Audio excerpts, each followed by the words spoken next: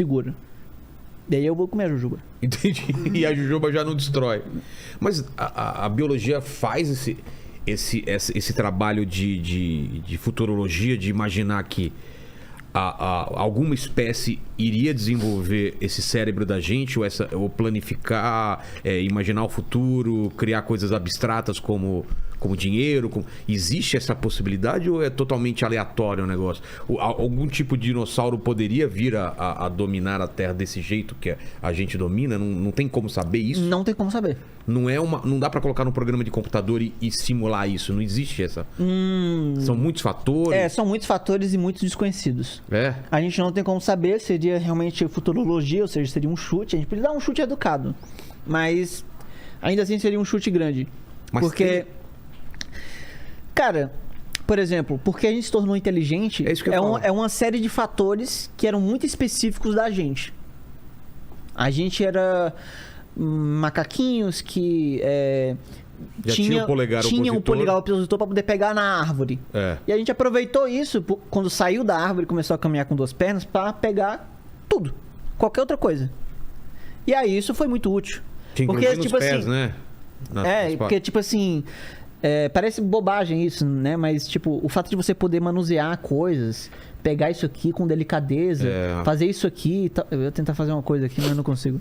Eu não sou tão destro, assim, né? Mas essa coisa que parece bobeira... Cara, imagina se a gente fosse, sei lá, uma espécie aquática, tipo um golfinho, super inteligente, mas não tem como alterar o meio dele, a não ser pela boca de uma maneira grosseira, né?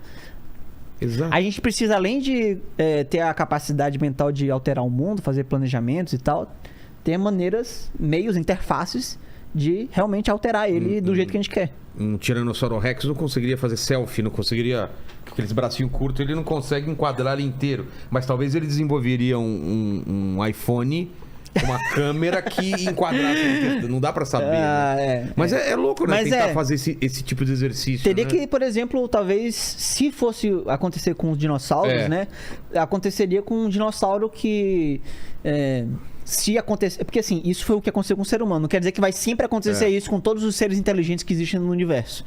Talvez tentáculos ou, não sei, outra coisa. Mas...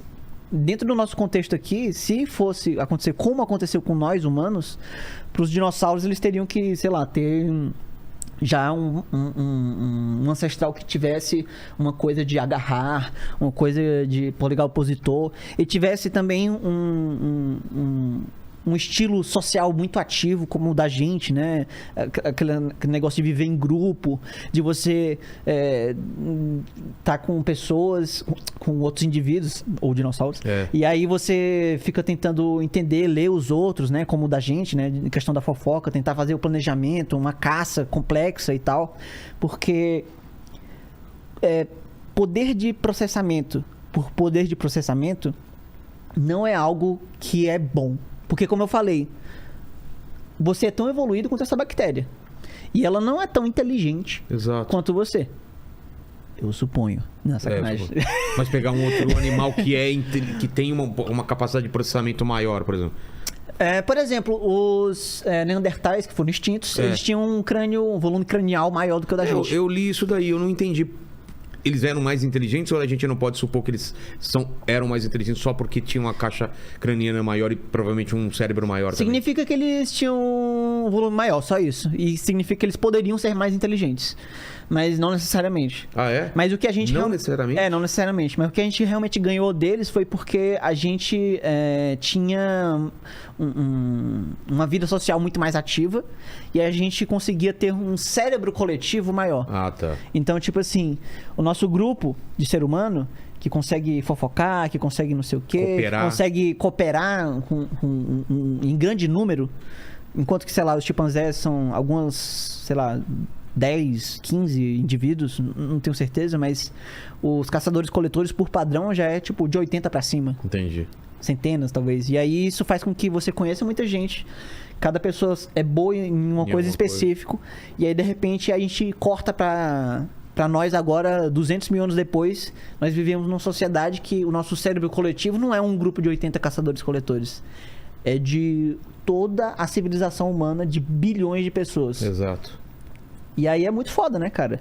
Tipo, sei lá, essa câmera, ninguém sabe como faz essa câmera. Tira os materiais brutos da natureza e cria essa câmera aí. Mas ela existe e você pode comprar, é até acessível, talvez. E aí, isso faz com que a gente pare pra pensar e fique pensando, caraca, essa câmera tá bem aqui, ninguém faz a menor ideia de como ela existe, como que faz ela, como que tira os materiais, mas ela tá bem aqui porque um cara sabia fazer essa parte dos materiais, outro como forja eles, outro que como faz o chip, a lente. Pra tirar Isso, conhecimento acumulado de geração em geração. Nós estamos cooperando não só com esses 8 bilhões agora que estão vivos, mas com os bilhões que se foram também, né? Porque a galera morreu, mas deixou livros, coisas escritas. Exatamente. A gente tá cooperando com gente falecida agora.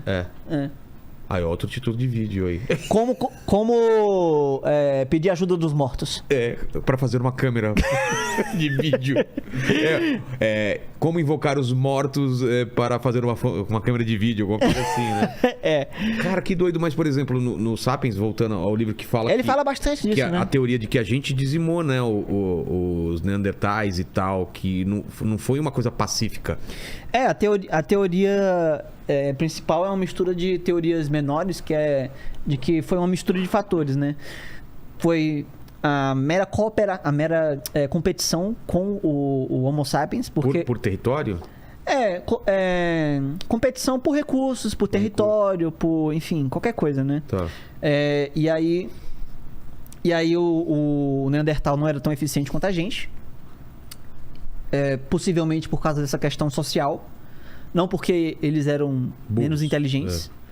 E tem até aquela coisa, né, hoje em dia, né?